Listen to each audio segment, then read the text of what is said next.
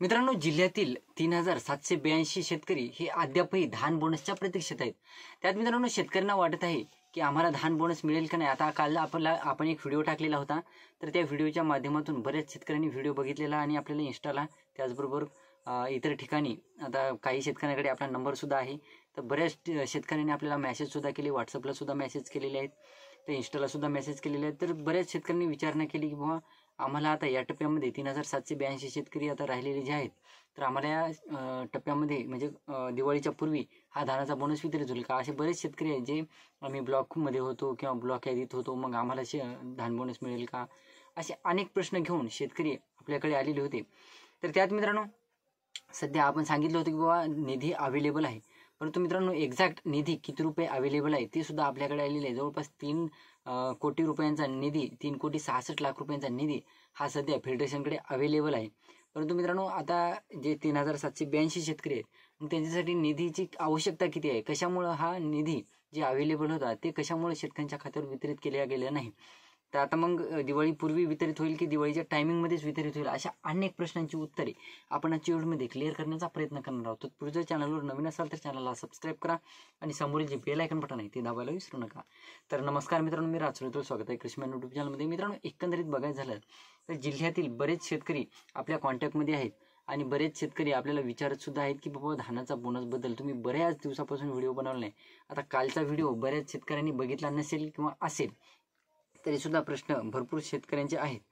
त्यात मित्रांनो बघायचं झालं 44,664 शेतकऱ्यांनी बीम पोर्टलवर नोंदणी केलेली होती, पण त्याच्यापैकी जवळपास 450 जण हे अपात्र ठरवण्यात आलेले आहेत. आता त्या बीम पोर्टलमध्ये जी नोंदणी करण्यात आलेली होती, आपण सांगितलं होतं अगोदरच्या व्हिडिओमध्ये सुद्धा की रिव्हेरिफिकेशन सुरू झालेले आहे किंवा व्हेरिफिकेशन सुरू झालेले आहे. तुम्हाला परत एकदा कागद नेऊन द्यावं लागतील, तुमचे डॉक्युमेंट नेऊन द्यावं लागतील.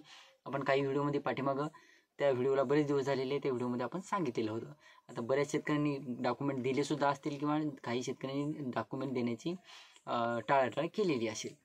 तर मित्रांनो बघायचं झालं तर 450 शेतकरी हे अपात्र ठरवण्यात आलेले आहेत आणि जवळपास 44,214 शेतकरी हे बोनससाठी पात्र ठरले आहेत. आता ही माहिती आपण वारंवार व्हिडिओच्या माध्यमातून बघितलेली होती. तर जे 44,214 शेतकरी होते त्यासाठी जवळपास 105,66,98,000 रुपयांचा निधी हा मंजूर करण्यात आलेला. तर तो राहिला विषय बाजूला.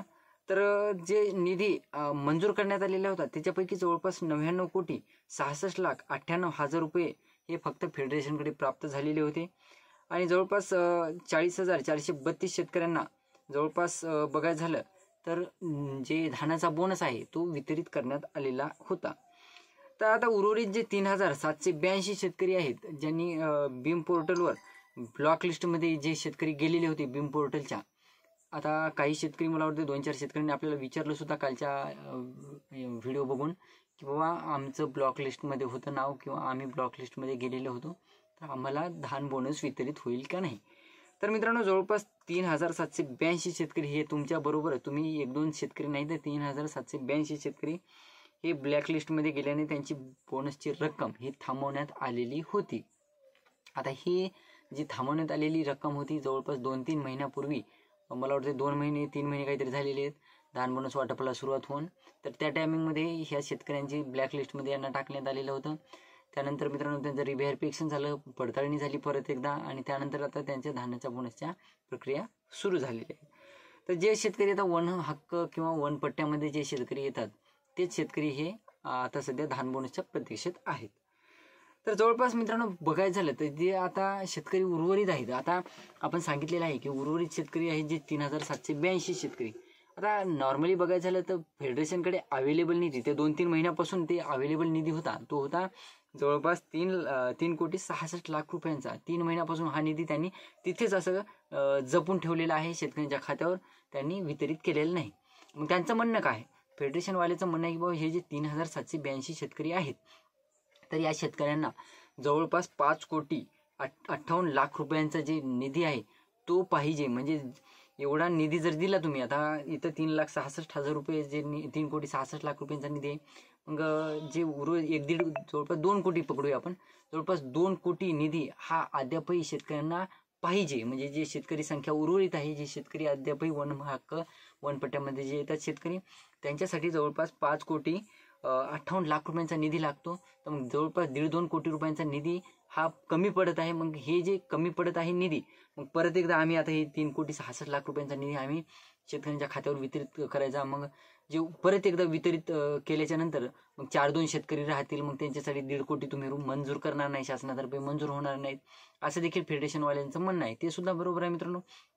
4-2 शेतकऱ्यांसाठी मग ते निधी मंजूर व्हायला वेळ लागू शकतो. मग त्या फेडरेशनवाल्याचं म्हणणं आहे की बुवा आम्हाला 5,58,00,000 रुपयांचा तुम्ही निधी अवेलेबल करून द्या, आम्ही एकदाच हा निधी शेतकऱ्यांच्या खात्यावर, जे 3,782 शेतकरी उर्वरित आहे त्या शेतकऱ्यांच्या खात्यावर आम्ही एकदाच वितरित करू. तर मित्रांनो, हा निधी जे 3 कोटी जवळपास 3,66,00,000 रुपयांचा जर दिवाळीपूर्वी जर शेतकऱ्यांसाठी जे 5 कोटी रुपयांचं जे निधीची मागणी केलेली आहे, दिवाळीपूर्वी जर शेतकऱ्यांसाठी ते निधीची अवेलेबल करून दिला नाही, तर शेतकऱ्यांसाठी सांगतो की जे 3,66,00,000 रुपयांचा जे निधी आहे तोच शेतकऱ्यांच्या जेवढे शेतकरी पात्र ठरतील अशा शेतकऱ्यांना दिवाळीच्या, आपण सांगितलं होतं 15-16च्या नंतर जे बोनस आहे तो वाटप होईल. मग जे निधी अवेलेबल आहे त्या निधी अंतर्गत जेवढे शेतकरी पात्र ठरतील किंवा जेवढे शेतकरी या निधीमध्ये बसतील तेवढ्या शेतकऱ्यांना दिवाळीपूर्वी हा बोनस वितरित होईल, असं देखील सांगण्यात येत आहे.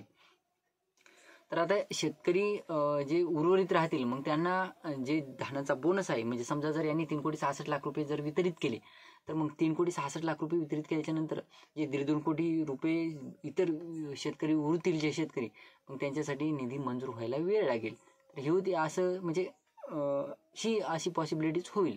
परंतु मित्रांनो, जसं सांगण्यात येते त्यानुसार 16 तारखेच्या नंतर धानाचा बोनस वाटप होणार आहे. आपल्याकडे अपडेट सुद्धा आलेली आहे, काही ऑफिशियल लोकांनी आपल्याला माहिती सुद्धा दिलेली. व आमचा विचार आहे, फेडरेशनवाल्या लोकांचा विचार आहे की बा 16 तारखे किंवा 17 तारखेला, म्हणजे 16 तारखेच्या पुढूनच दिवाळीच्या पार्श्वभूमीवर शेतकऱ्यांच्या खात्यावर आम्ही हा धानाचा बोनस वितरित करण्याचं ठरवलेलं आहे. म्हणजे मित्रांनो, जे निधी 3-4 महिन्यापासून यांनी झोपा काढल्या होत्या का, म्हणजे फेडरेशनवाल्यांनी काही हालचाली केल्या नाही. बाबा तुम्हाला माहिती आहे ब्लॅकलिस्टमध्ये गेलेले 3,782 शेतकरी आहेत. मग तुम्ही जवळपास 2-3 महिन्यापूर्वी जे धानाचा बोनस जे वितरित करायला सुरुवात केलेली होती, जे शेतकऱ्यांना तुम्ही एवढ्या निधीची मागणी केली, तेवढ्या निधीची मागणी केली म्हणत होते, मग तेव्हा जे ब्लॅकलिस्टमध्ये गेलेले शेतकरी होते, मग त्या शेतकऱ्यांना तुम्ही त्यांच्यासाठी निधी तुम्ही का मागितला नाही? म्हणजे त्यावेळेस 3 महिन्यापासून तुम्ही काय झोपा काढल्या का? 3 महिन्यापासून तुम्ही जर निधी अवेलेबल करून घेतला नसेल सरकारकडून शेतकऱ्यांच्या खात्यावर वितरित करण्यासाठी, तुम्ही म्हणत आहात की 3,66,000 रुपयांचा निधी अवेलेबल आहे, मग तुम्ही 1.5 कोटीची मागणी तुम्ही करायला पाहिजे होती. 3 महिन्यापासून तुम्ही कुठलीच हालचाल केली नाही. आणि आता जे म्हणत आहात किंवा दिवाळीच्या पार्श्वभूमीवर आम्ही जेवढे शेतकरी पात्र ठरतील किंवा या निधीमध्ये जेवढे शेतकरी बसतील तेवढ्या या निधी अंतर्गत आम्ही शेतकऱ्यांच्या खात्यावर दिवाळीपूर्वी ह्या रक्कमा वितरित करू.